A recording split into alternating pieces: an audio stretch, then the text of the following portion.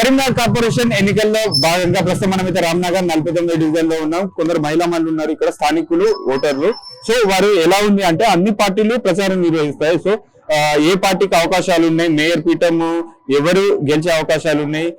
So ఇక్కడ గంగుల కమలాకర్ గారు ఉన్నారు, బండి సంజయ్ గారు ఉన్నారు, రాష్ట్రంలో కాంగ్రెస్ పార్టీ ఉంది. సో వీళ్ళు ఇప్పుడు ఏమనుకుంటారు, ఎవరు గెలిచే అవకాశాలు ఉన్నాయో వారితో మాట్లాడే ప్రయత్నం చేద్దాం. అమ్మ చెప్పండి, ఇక్కడ స్థానికంగా రామ్నగర్ లోనే ఉంటారా? మీ పేరు చెప్పండి. నా పేరు విజయలక్ష్మి అండి. సో ఎట్లా ఉంది, అన్ని పార్టీలు అయితే ప్రచారం నిర్వహిస్తున్నాయి, ఏ పార్టీకి అవకాశాలు ఉన్నాయి అంటారు? బీజేపీ పార్టీకి అయితే అవకాశాలు ఎక్కువగా ఉన్నాయండి.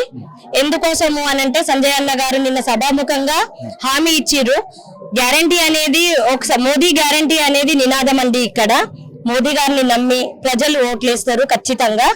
అయితే ఏంది అనంటే మేము చేయించుకునే పనులు, మా సత్యనారాయణ స్వామి గుడి టెంపుల్ ని డెవలప్ చేసుకోవడము, ఇవన్నీ మేము వీళ్ళు గెలిస్తే చేసే అవకాశాలు మాకు ఎక్కువగా ఉన్నాయి కాబట్టి మేము వాళ్ళకి సపోర్ట్ చేసి గెలిపిద్దామని. నిన్న మీటింగ్ ప్రజలందరి సమక్షంలో చెప్పినట్టున్నారు, గుడిని మరింత డెవలప్ చేస్తాను సంజయ్ అన్న గారు.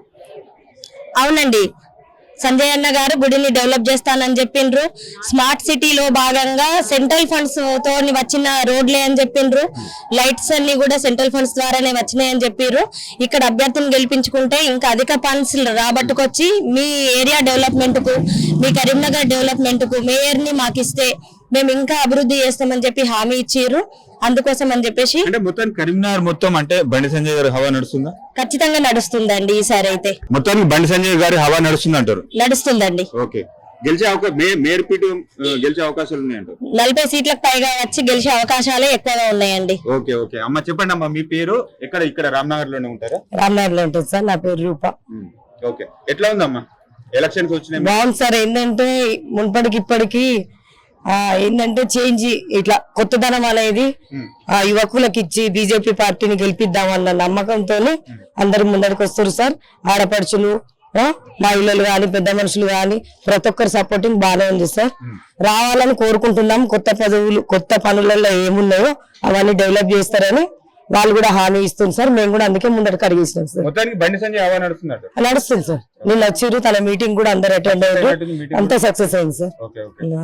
మీరు చెప్పండి, మీ పేరు చెప్పండి. నా పేరు వనజ సార్. ఎట్లా ఉందమ్మా ఎలక్షన్స్ అయితే వచ్చినాయి, సో ఎలా ఉంది మరి పరిస్థితి? ఎలక్షన్లు అంటే ఎలక్షన్ల పండుగ ఉన్నాయి సార్.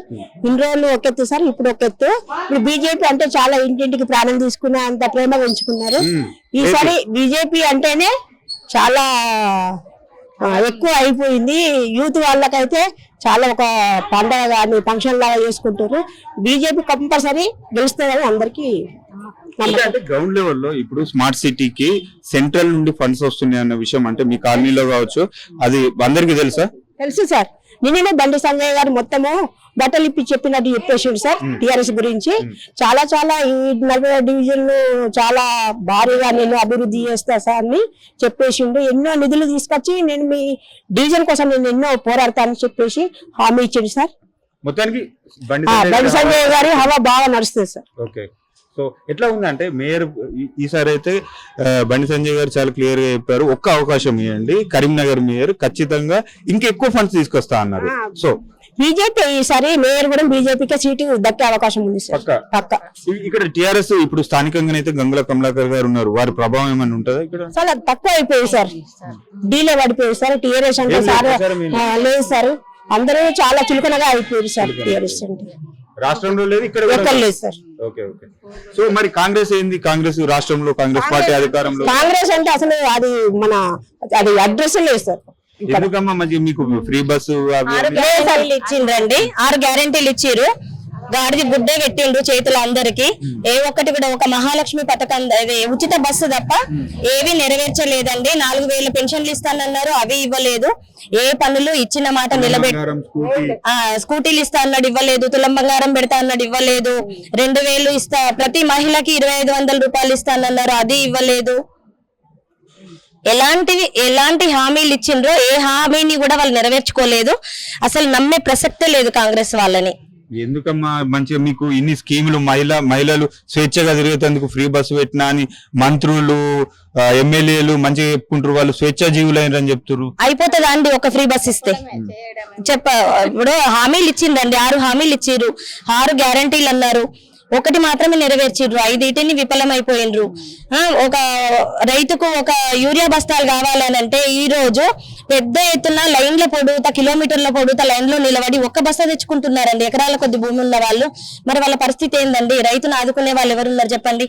మనకైతే మోడీ గారు చేస్తానని హామీ ఇచ్చిర్రు అంటే ఖచ్చితంగా చేస్తారు.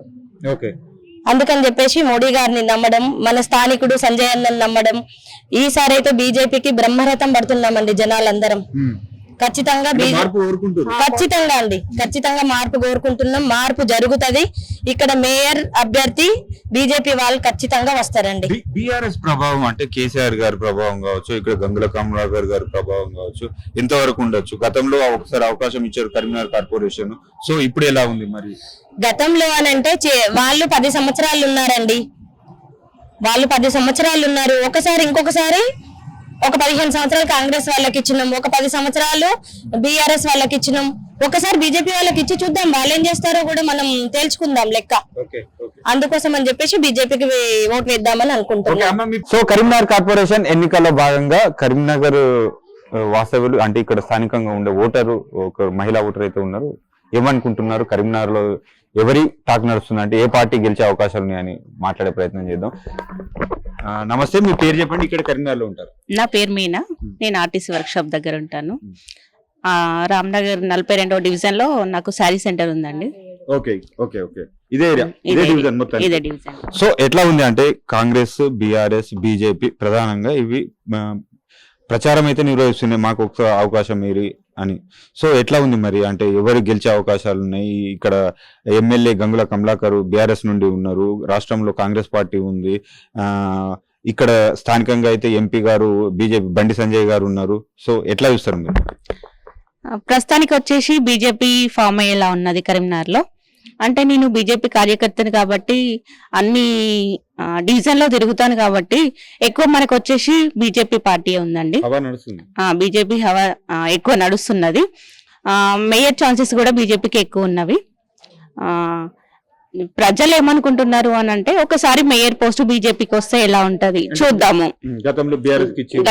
కాంగ్రెస్ కి ఒకసారి వచ్చింది, బీఆర్ఎస్ కి ఒకసారి వచ్చింది, బీజేపీకి కొత్త అవకాశం ఇస్తే ఎలా ఉంటది చూద్దామని ప్రజలు అనుకుంటున్నారు. అంటే ఇప్పుడు గ్రౌండ్ లెవెల్ లో మామూలుగా కరీంనగర్ కార్పొరేషన్ వచ్చేసి మిగతా కార్పొరేషన్లకు డిఫరెంట్, ఇక్కడ స్మార్ట్ సిటీగా సెలెక్ట్ కాబట్టి కేంద్రం నుండి అధిక నిధులు వస్తాయి. సో ఈ ఫ్యాక్టర్ అంటే ఈ మ్యాటర్ ను అంటే గ్రౌండ్ లెవెల్లో ఉన్న మీరు ప్రచారం ఎలా నిర్వహిస్తున్నారు అంటే సాధారణ ఓటర్లకు వచ్చేసి ఎక్కడ రోడ్లు కొత్తగా సీసీ రోడ్లైనా వీధి లైట్స్ అయినా కూడా అవి వేస్తున్నారు అని అంటే అది కాంగ్రెస్ పార్టీ అనుకుంటున్నారు, బీఆర్ఎస్ పార్టీ అనుకుంటున్నారు. వాళ్ళకి వచ్చేసి మోడీ ఇస్తున్నారు ఈ నిధులన్నీ అనేది వాళ్ళకి తెలియదు. మనం ఇప్పుడు చెప్పవలసిన విషయం ఏంటి అని అంటే మనకి ఇది వచ్చేసి మోడీ గారి ద్వారా వస్తున్నది, నిధులు అనేటి మోడీ ద్వారానే వస్తాయి. బీఆర్ఎస్ పార్టీ గాని కాంగ్రెస్ పార్టీ గాని వాళ్ళు ఎవరు సెంట్రల్ గవర్నమెంట్ నుండే వస్తాయి అని మనం ఒకటి ప్రచారం చేయాలి. సో బండి సంజయ్ గారి ప్రభావం ఎలా ఉండబోతుంది అంటే ఈసారి కంపల్సరీ మేయర్ సీటు కొట్టబోతుంది అంటున్నారు, ఎలా ఉంటుంది వారి ఎఫెక్ట్ ఎలా ఉంటుంది? 100% మేయర్ పోస్ట్ బీజేపీకి వస్తుంది. ఎన్ని సీట్లు వస్తాయి? దాదాపు 40 సీట్స్ వస్తాయి. 40 సీట్స్. ఎవరిని అడిగినా అంటే మామూలుగా మీ కార్యకర్తలను కానీ లీడర్లను కానీ ఎవరిని అడిగినా 35 నుంచి 40 వరకు ఇప్పుడే ఇంకో 1 వీక్ టైం ఉంది, ఇంకా పెరిగే అవకాశాలు కూడా ఉన్నాయి అంటారు. అంటే మిగతా పార్టీలు కూడా ప్రచారం అయితే వేస్తారు, సో అవకాశాలు లేవో వారికి ఏమన్నా? అంటే మనకి బీజేపీ ఎక్కువ ఫామ్ అయ్యేలా ఉన్నది. 40 to 45 సీట్స్ అయితే బీజేపీకి వచ్చేలానే ఉన్నవి. మేయర్ కొట్టడమే ఈసారి పక్కా 100%.